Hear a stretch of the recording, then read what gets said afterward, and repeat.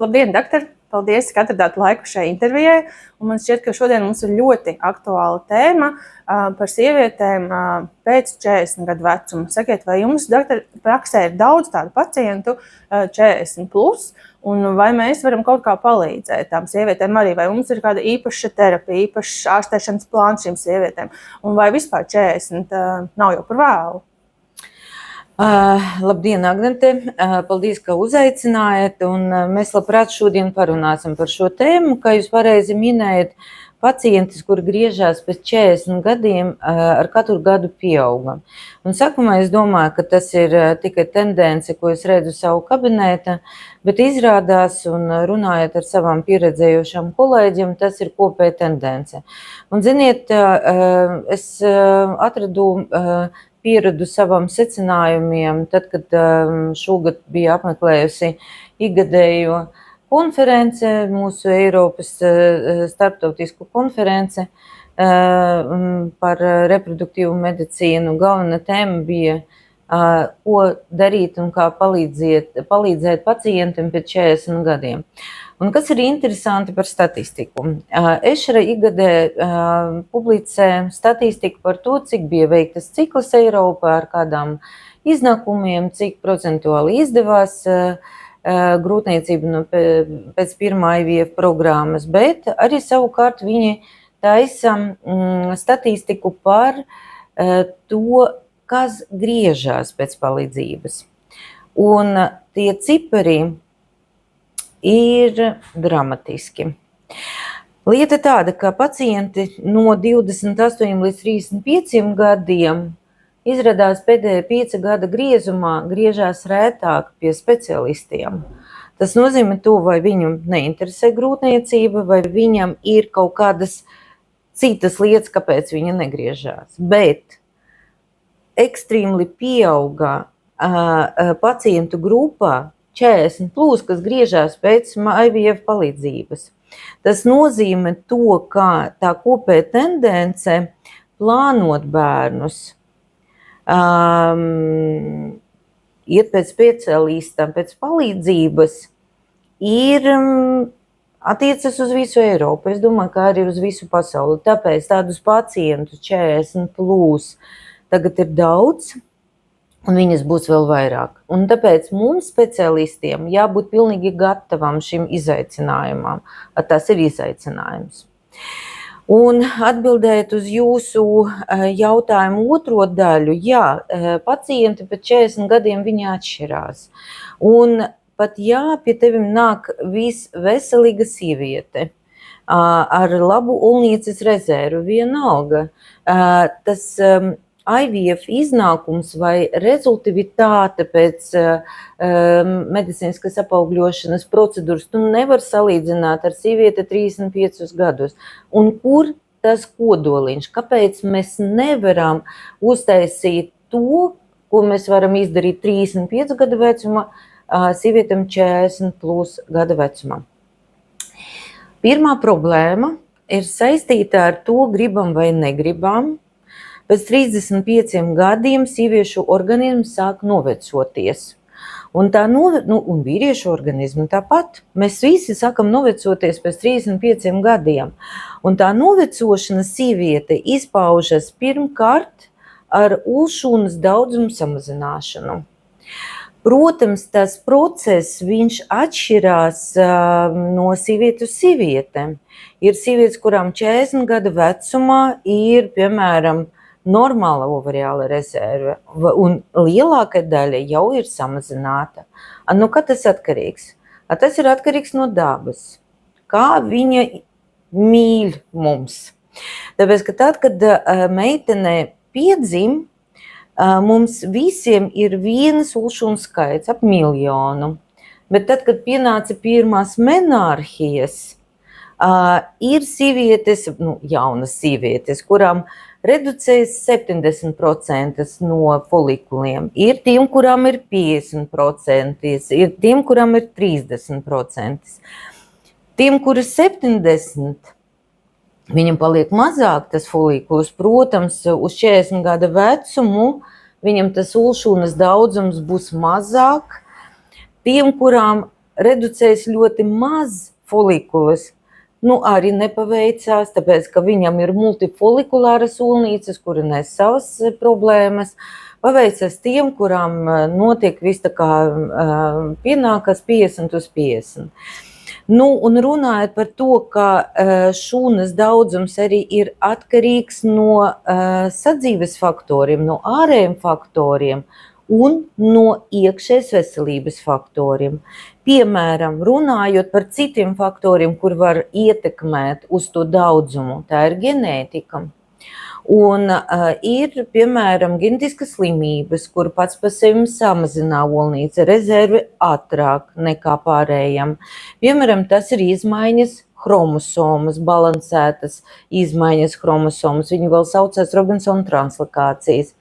Ir, piemēram, iedzimtas sindroma, Turnera sindroms. Protams, ka ja sieviete piedzimā ar vienu X chromosomu, viņa vispār nebūs ne mēnešreiz, ne olnīcas rezerves, bet tā, kurai daļa no šūnām, normāla daļa no šūnām ir izmainīta, viņam būs tie folikuli, bet viņi reducēsies ļoti ātri. Tālāk, piemēram, dzīves veida ietekmē, tas ir palielināts BMI, ietekme uz olšūnas gan daudzumu, gan kvalitāte. Smeķēšana reducē tas olšūnas ļoti ātri. Alkohola pārmērīga lietošana tāpat ietekmē, un to sarakstu var turpināt un turpināt. Tad atgriežoties pie tā, ar ko atšķiras sieviete 40 gados no 35-gadīgas sievietes, ar lielu varbūtību viņa atšķirsies ar to, ka viņai būs mazāk olšūnas. Ir, protams, gribu varbūt vienu mazu piebildumu pateikt par to, ka šūnas daudzums var arī skart sievietēm jaunāka vecumā. Un uz dotu momentu ir iespēja paskatīties un prognozēt caur ģenētiskiem testiem, cik ātri olnīcas izsiks no tiem folikuliem. Tas testiņš saucas POI vai priekšlaicīgas olnīcas izsekuma tests. Mēs šodien nerunāsim par to, es noteikti, ja būtu interese auditorijai, pastāstīšu detalizēti, bet vēlreiz, mūsdiena mēs arī izmantojot mūsdienas laboratoriskas izmeklēšanas ģenētiskie testi varam taisīt prognozi. Atgriežamies tagad pie sievietes 40+. Tad pirmā problēma – šūnas daudzums. Otrā problēma – tas ir šūnas kvalitāte. Mēs visi esam dzirdējusi, ka šūna 40 gados nevar salīdzināt ar jaunākam šūnām. Kas īsti notiek? Īsti notiek divas lietas. Šūna novecojas, jebkurā šūna, tā skaita olšūna, dēļ tā, ka samazinās mitohondrijas daudzums citoplazma. Citoplazma tas ir šķīdrums, kurš satur tā jebkurā šūna, kura atrodas apkārt kodolam. Un tajā šķidrumā peldē dažādi kūģi, un katreiz pilda savu funkciju, un galvenais lielākais kūģis, un viņus ir daudz, tā ir mitohondrijas. Mitohondrijas tas ir elektrostācijas, viņi ražo, var teikt, elektrību, jaudu tai šūnai dalīties, attīstīties un tā tālāk. Uzreiz jautājums, vai mēs varam ietekmēt uz šo faktoru? Var teikt, ka mēģinājam. Ir vesela virkne ar suplementiem, tas ir dabiskie līdzekļi, zālēm, kuri pataisno vai relatīvi ietekmē uz šo faktoru. Bet mēs nedrīkstam aizmirst par to, ka ja mēs dabūjam šo efektu, tas efekts ir izlaicīgs. Tad var teikt, dabūja ārstēšanu, tālāk jātaisa nākamo soli, nākamais solis tas ir medicīniskā apaugļošana. Nākamā lieta, ja mēs runājam par šūnu, novecojas arī kodols. Kas tur notiek? No bioloģijas saprotu, ka jūs neesat bioloģi, jums nevajag par to zināt, bet varbūt divas vārdos. kodoliņš satur dalīšanas varpi, uz kurām ir novietojusies mūsu genetiskais materiāls. Tad tie varpi paliek vāji. Tas nozīmē to, tad, kad šūna ulšūnā savienojas ar spermatozīdu un notiek genetiskas materiāla apmaiņa, tālāk genetiska materiālais daudzums, kurš vajadzētu būt konkrēta daudzuma katra topoša šūna, viņš ir nepareizi skaitā. Un tā šūna nevar tālāk attīstīties. Viņa nevar tālāk dot ne tikai grūtniecību, veselu grūtniecību. Viņa apstājas dēļ tā, ka viņai šūna saka par to, ka es nepareizi saliekos. Nākamā svarīga lieta. Vai ir medikamenti, kuri var stabilizēt to kodoliņu? Parādījies tagad tādi medikamenti. Protams, varbūt ne visi vēl evidence-based, ne visi vēl zinātniski pierādīti, bet visa zinātniska sabiedrība domā par to un noskaņota uz to, lai atrastu tādus medikamentus, lai palīdzētu pacientiem. Bet savukārt embrioloģija, ja mēs runājam par medicīnisko apaugļošanu, arī nesēž un negaida neko. Viņa arī meklē no savas puses palīdzības. Un ir tagad parādījusies speciālas vīdes, speciāli protokoli, kuri palīdz nobriedināt šūnu līdz galām un ar to panākt pareizu apaugļošanu un veselu embriju kā apaugļošanas rezultātu. Tad vēl viens svarīgākais moments, par kuru mums nedrīkst aizmirst, ja mēs runājam par 40+ sievietēm, tas ir chromosomālas abnormality vai chromosomālas kļūdas, latviski runājot. Chromosomālas kļūdas, kur veidojas spontāni sievietēm pēc 40 gadiem. Protams, nav tā, ka visas šūnas apaugļosies nepareizi.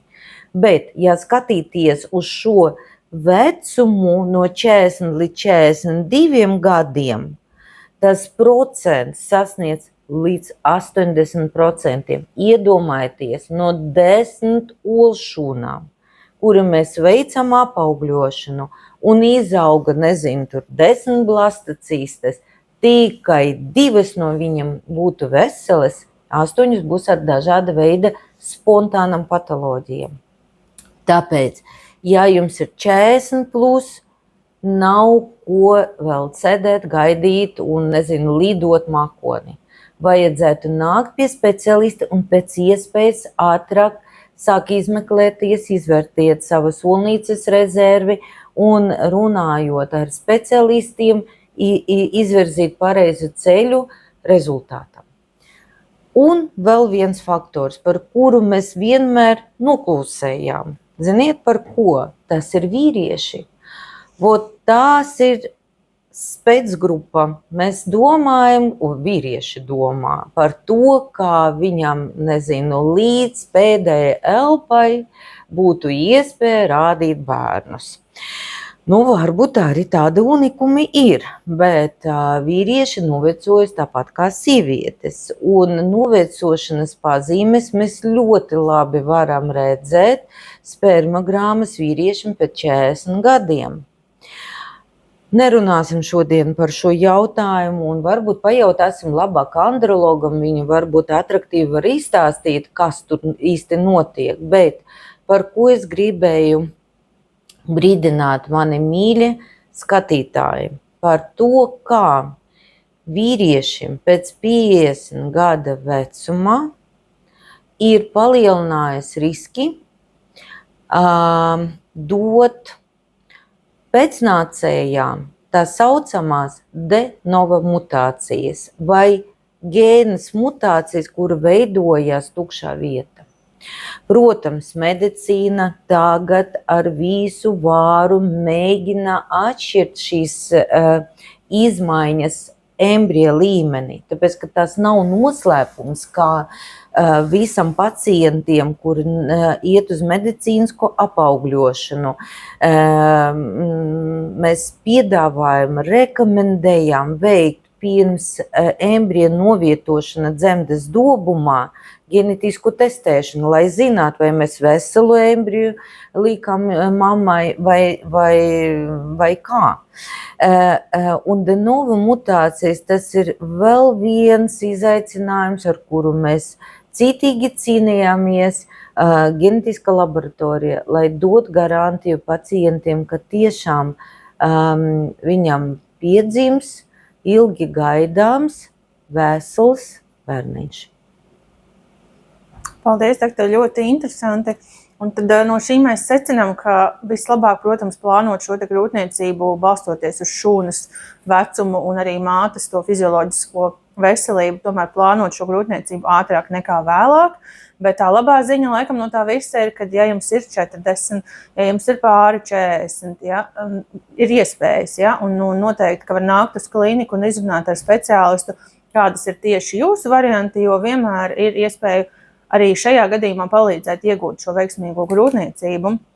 Man liekas, pats tāds interesantākais tiem, kam varbūt nav vēl tie 40, zināt, ka IVF klinikā jums ir iespēja prognozēt tomēr šo te olšūnu un nolīdz to rezervi, un attiecīgi tad jūs varat pieņemt visu tādu pārdomātāko lēmumu, un tad varbūt tad jūs varat pārkārtot savas dzīves prioritātes, vai ne, jo dzīve mums ir dzīve, mēs zinām, ideālā variantā tā grūtniecība būtu ātrāk, bet realitāte ir tie 40 pienāk ļoti ātri, un mums ir prioritātes dažādas, bet tad varbūt var pārkārtoties prioritātes, vai arī otrs variants noteikti, ka var šīs te olšūnas saglabāt, vai ne, doktor? Un Absolūti. Tad izmantot, kad jums tas brīdis ir patiešām dzīvē pienācis. Pilnīgi piekrītu, Agnete, tev, ka dzīve nes savas realitātes un ziniet, dzīve diezgan pamainījusies, piemēram, skatoties 20 gadu atpakaļ, parādās tiešām dažādi izaicinājumi un prioritātes, bet, ja uz dotu momentu dzīve saliekas tā, ka nav iespējas, dažāda veida iespējas, plānot grūtniecību šodien, vajadzētu saglabāt savu ģenētisko materiālu. Un tas ir, ziniet, ļoti labi atstrādāta metodika. Viņi jau pastāv pēdējos 15 gadus, un viņi ļoti drošā, un viņi tiešām dod lielu izdzīvošanas procentu tam olšūnām. Atkal pēc ESHRAS, tas ir Eiropas reproduktologu, embriologu asociācijas datiem, izdzīvošanas procents olšūnām ir 95%. 10 šūnas jūs sasaldējāt, lielākai daļai 10 atsaldēsies, būs tie, kuram atsaldēsies 9 šūnas, bet vienalga tas ir fantastiski cipari. Var sakot, mēs tiešām varam sasaldēt savu vecumu, ja, ar šo metodiku. Ne tikai tā pilnā apjoma, bet daļēji. Jā, tas ir izēnu situācijas, bet visvairāk man patīk tavas secinājums, un ko es arī no savas puses gribēju vēl pasvītrot, ja tev ir 30 plus. Izdarīt vienu lietu priekš sevim. Mēs taču ejam frizētā, taisam nagus, ejam pie kosmetologa. Vienu reizi var atļaut sev aiziet pie ginekologa un varbūt uztaisīt analīzes, kuras palīdzēs saprast, kur es esmu, kāda līmeņa es esmu. Tas neprasa tik lielus ieguldījumus. Ja? Es domāju, ka pa 400 eiro jūs uztaisīsiet visu, iekļaujot ģenētiskus testus. Varbūt būs ģenētiski testi, kuri būtu dārgāki, vienalga. Ziniet, tas ir vienreizēja akcija, kura dot jums lielāku, pirmkārt, saprašanu, un pēc tam garantija, ka nebūs tā, ka jūs atnāksiet un doktori pateiks, kur jūs bijat, tas jau ir pa vēlu. Var sakot, izmeklēt savu ovariālo rezervi. Kas jādara? Pirmkārt, vajadzētu nodot asins analīzes 2.5. menstruāla cikla diena. To var izdarīt jebkurā laboratorijā. Tas ir FSH hormons, LH hormons, antimīlera hormons. Un ar šīm hormoniem vajadzētu iet pie ginekologa, lai viņš varētu sonogrāfiski izvērtēt ar aci, cik mazus folikulus ir katra olnīca. Nosaukšu jums normas. Pirmkārt, FSH hormonam nedrīkst pārsniegt 12 vienības. Antimīlera hormons, kas ražo sīki mazi folikuliņi un kas īsti atspoguļo olnīcas rezervi, nedrīkst būt mazāk par 0,4 un norma līdz 4. Un to, ko dakteri skaita ar aci, tas antrālu folikula count vai antrālu folikulu daudzums, jābūt katra olnīca 5-7 tādas mazas folikulas. Ja jums ir šīs rezultāti sakrīt ar tiem normām, ko es nosaucu, jūs varat dzīvot mierīgi un plānot savu dzīvi pēc jūsu prioritātēm. Bet tas viss der līdz 35 gadiem. Ja jums ir virs 35 gadiem un ovariāla rezerve ir normas robežas, vienalga jums jāpadomā par to, ka, ja jūs neplānojat grūtniecību šodien, uztaisīt ulšunas sasaldēšanu. Ja gadījumi tie ovariāla rezerve kritēriji ir samazināti, atkarības atkal no dzīves situācijas, vai saldēt ulšunas, vai steidzīgi plānot grūtniecību. Bet vēl kabata ir vēl viena teste, kura var palīdzēt jums uztaisīt prognoze. Saprast, man ir samazinātas olnīcas rezerve, cik ātri viņi izsiks. Un tā teste, es viņu minēju, viņa saucās POI vai priekšlaicīgas olnīcas izsikuma tests. Tas ir ģenetiskais tests, kurš nosaka 4 gēni, un tie gēni, ja viņi tik izmainītas, liecina mums par to, ka tas process iet ātra tempa un ka jādara kaut ko šodien.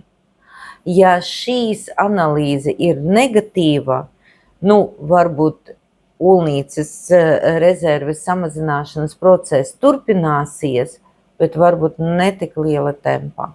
Protams, ka, mīļie skatītāji, es labprāt izstāstītu jums visas iespējamas variācijas un detaļas. Tas ir ārkārtīgi grūti. Un ziniet, ka doktoriem patīk teikt, ka katrs gadījums ir individuāls, bet tam ir pamats. Tāpēc lūdzu, jūsu galvenais uzdevums padomājiet par sevim arī no šās skatu punktā. Aiziet pie ginekologa, izmeklēt savas olnīcas rezervi, un tad jūs dabūsiet atbildes gan no dokteres, gan no statistikas, ko jums pareizi darīt šodien, uz ko likt akcenti.